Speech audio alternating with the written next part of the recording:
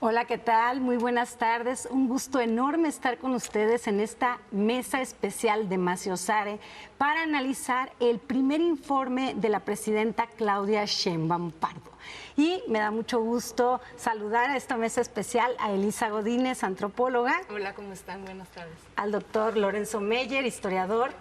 Buenas tardes. A Violeta Vázquez Rojas, lingüista. Buenas tardes a todos. Y a Carla Mote, historiadora y analista. Yo soy Aleida Hernández Cervantes y vamos a estar aquí haciendo este análisis del primer informe de la doctora Claudia Sheinbaum Pardo, ella primera presidenta mujer en 200 años de nación independiente de México. Yo empiezo por mencionar una frase contundente que dice al inicio de este informe: no camino sola, no gobierno sola, nuestro gobierno es un gobierno del pueblo y por el pueblo. ¿Qué dices de este primer informe, Elisa? Bueno, hay muchísimo que decir en poco tiempo, porque tenemos poco tiempo. Lo que diría es lo siguiente. Hace días estuve leyendo algunos de los comentarios acerca de la oposición que decían, por ejemplo, voy a decir esta frase: la presidenta vive atrapada en el universo verbal de López Obrador. No voy a decir el nombre, pero me pareció muy notable que en este discurso pusiera en primer lugar y como énfasis esto, ¿no? Esta no ruptura con López Obrador, esta continuidad, pero más que la continuidad, yo creo que es una cosa que creo que la oposición misma no comprende del todo. Que la presidenta tenga hoy entre el 78 y el 80% de aprobación, ¿no? En su primer año, en comparación, por ejemplo, con otras mujeres presidentas que empezaron en otras latitudes. Por ejemplo, Bachelet tuvo 53% al empezar, o Cristina Fernández de Kirchner igual, 57%. Esto, o sea, es muy notorio, ¿no? Incluso Andrés Manuel tuvo 68% en su primer año. Entonces, ¿cómo intentar explicar esto? Más allá de la mera cuestión discursiva o de que la presidenta tenga cercanía con la gente. Yo creo que lo que estamos viendo es precisamente esta continuidad de un proyecto, ¿no? Es una continuidad que no se explica solamente por un discurso, que está anclada, creo yo, en algo que no estamos todavía comprendiendo o no se está comprendiendo del todo, que no es solamente de la dirección de arriba abajo, digamos, de gobernante a gobernados, sino que también es de abajo hacia arriba. Y creo que habría que leer mucho mejor cómo es que abajo, ¿sí?, se está generando esta aceptación, pero no es solo la aceptación, es decir, es el refrendo, ¿no?, de un proyecto que le está representando a la gente una mejora directa en su calidad de vida, ¿no? Y que eso es algo que genera pues mucha cohesión, pero no es solo eso, porque cualquiera diría, bueno, sí, las ayudas sociales, ¿no? No, pero es que esto es más que las ayudas sociales. Me parece que es algo que es un fenómeno que habría que entender mejor. Doctor Lorenzo Meyer. Yo voy a referirme exactamente a eso. Eso es lo que me llamó la atención. La idea de usar esta plaza, este lleno, para decirle al ciudadano que no hay necesidad de una ruptura con el gobierno de Andrés Manuel, que es más, sería un error, porque esto no es un sexenio más como en el pasado, en que era necesario, sí era necesario que, por ejemplo, López Portillo se deslindara de Echeverría, y luego alguien se va a sentir obligado a deslindarse de López Portillo. No, es ya otro, es el nuevo régimen, es un nuevo régimen que lo que hace es enfatizar en la continuidad. Eso de llamarle segundo piso a este sexenio, bueno, está bien, es algo que se entiende discursivamente. Es que la tarea de un nuevo régimen es desmontar parte del anterior, generar algo nuevo y eso toma más de un sexenio. Y la insistencia de la presidenta en que no hay ruptura responde a una exigencia de la oposición, que decían, bueno, ¿y cuándo se va a deslindar de López Obrador? No, no se puede deslindar, no quiere deslindarse. Está en la continuidad. Hay muchas cosas que López Obrador dejó pendientes. No podía ser de otra manera. Algunas de ellas son realmente dramáticas. Lo que está diciendo Claudia Sheinbaum es: continuamos por ese camino, y me parece que es lo más lógico, y no esperemos una ruptura. Sí, por eso empieza con planteando esta unión, esta continuidad. Y claro, ella lo dijo desde la campaña también, va a ser un gobierno con continuidad, pero con cambios, que son lo que también estamos viendo, ¿no, Violeta? Sí, entonces creo que lo que corresponde es también ver los cambios, ¿no? O sea, además de reconocer que es un gobierno de continuidad, habría que analizar dónde están los cambios. Creo que uno de los más importantes, quizás es lo que empezó a mencionar hacia el final, el proyecto de innovación.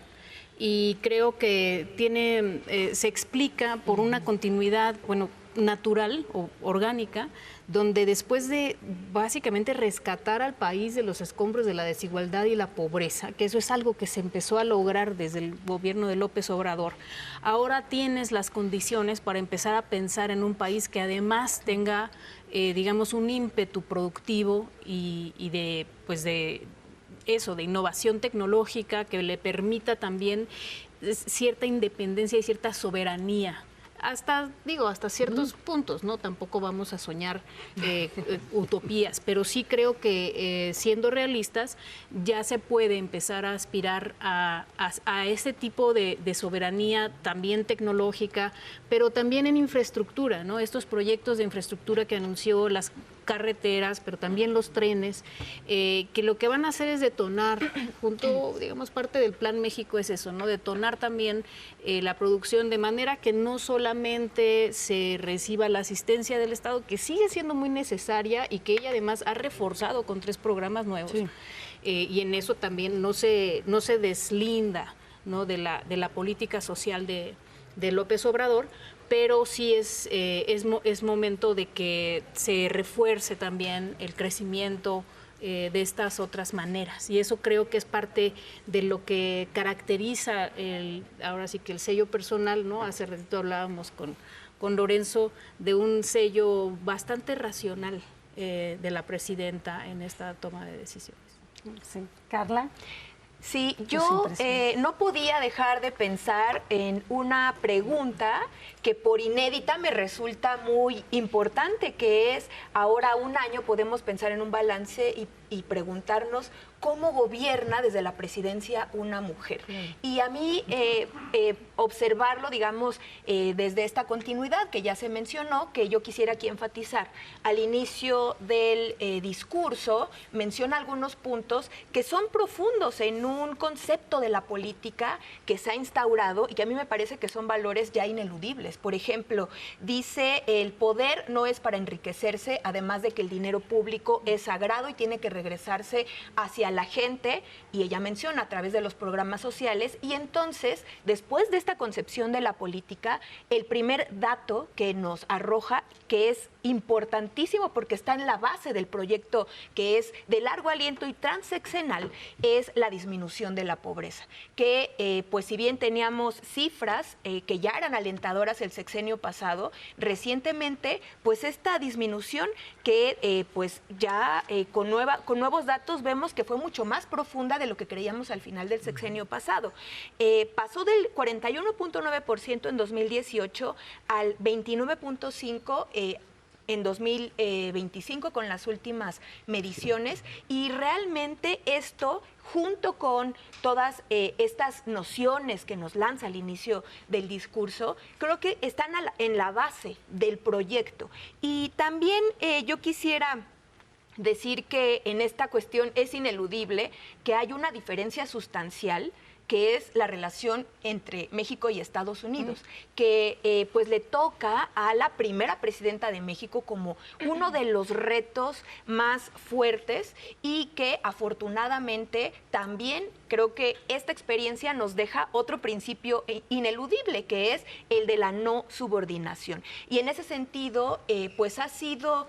creo que no está de más mencionarlo, muy exitoso, porque comparado con otras naciones, realmente el trato de Donald Trump hacia otros mandatarios ha distado mucho de pues la enorme dignidad diplomática que ha tenido nuestro país, encabezado por esta política exterior de Claudia Sheinbaum. Sí, en ese sentido yo creo que la presidenta Claudia Sheinbaum sí le imprime un liderazgo especial a cómo gobierna. Esto, por ejemplo, lo vemos en la relación con Trump, pero lo vemos al interior en el país.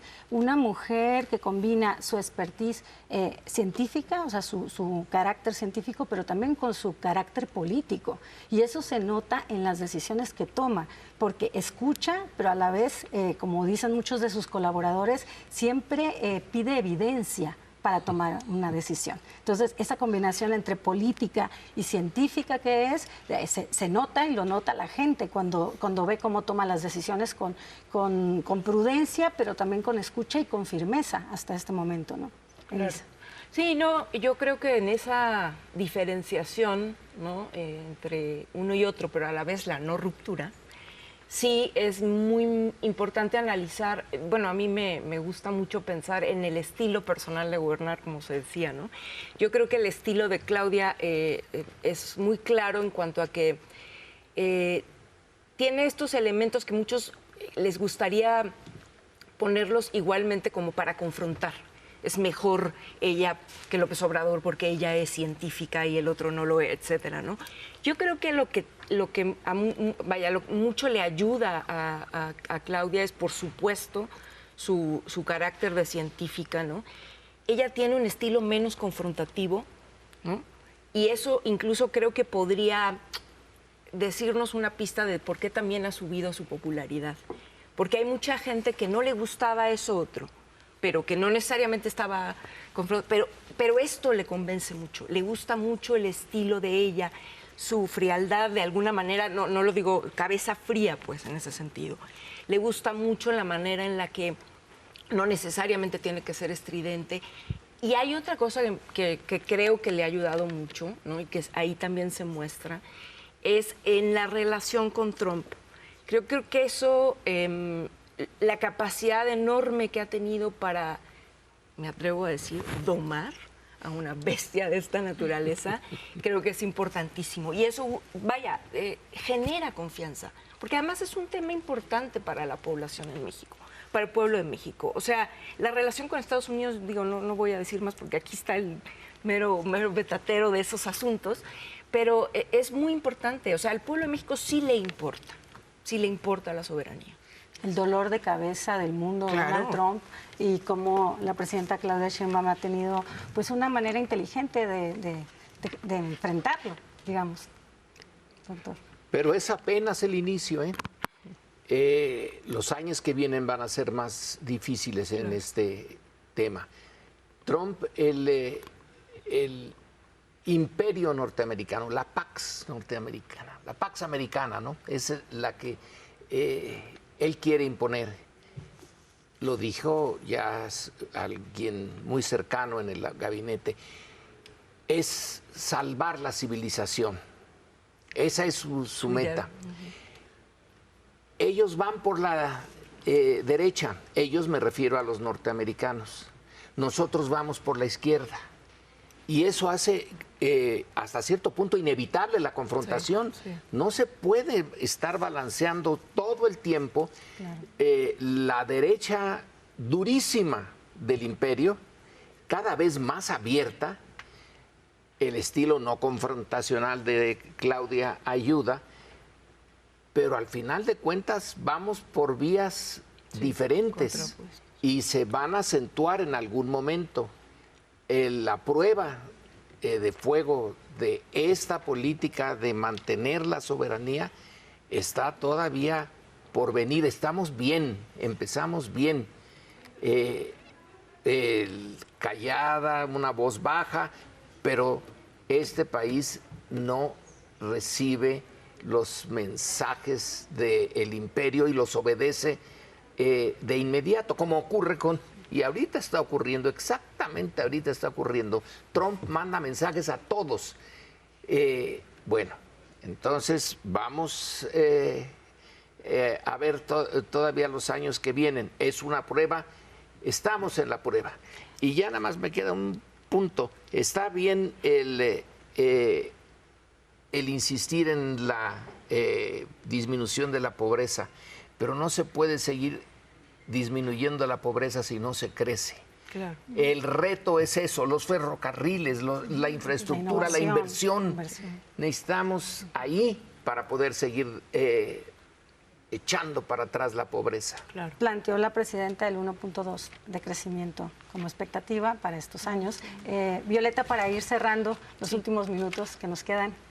Bueno, pues yo nada más diría que esta idea de soberanía, que en efecto considero que es una de las centrales en los discursos de la presidenta, no diferente de la de López Obrador, pero que sí tiene una apelación tanto racional en el trato de, como bien dice Elisa, de cabeza fría con Trump, pero también una apelación emocional a la dignidad del pueblo de México, ¿no? Que eso es como lo que se ha pisoteado, y que además en el contexto de los migrantes en Estados Unidos y las maneras indignas como están siendo tratados, pues tiene muchísimo sentido, ¿no? Como una manera de concitar a la unidad nacional.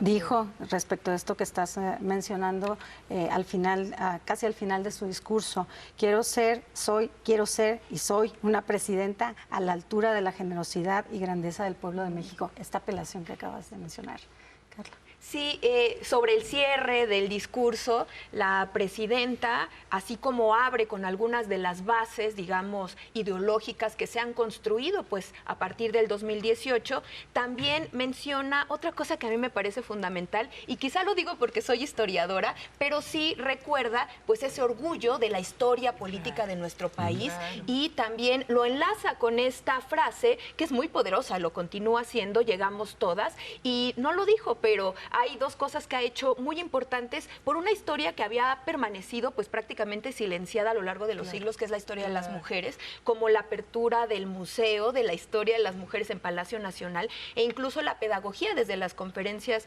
matutinas de conocer historias de vida de mujeres. Entonces, esta cuestión, el hecho de que pues estemos gobernadas por la primera mujer en la historia, además recuperando estos valores profundos de la historia política, me parece que es un cierre espectacular en este sentido también de abrir con cuáles son estos valores del ejercicio de la política, pero también cerrar explicando que está anclado en el pasado y sobre todo en eso que se construyó a lo largo de los siglos en nuestra nación.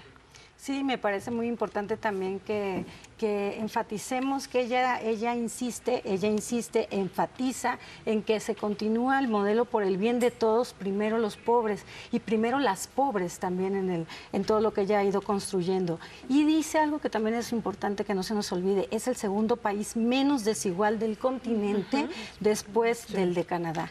Es un dato muy relevante para este momento en nuestro país y bueno, vamos a seguirle la pista, el análisis de lo que está haciendo la presidenta Claudia Sheinbaum Pardo.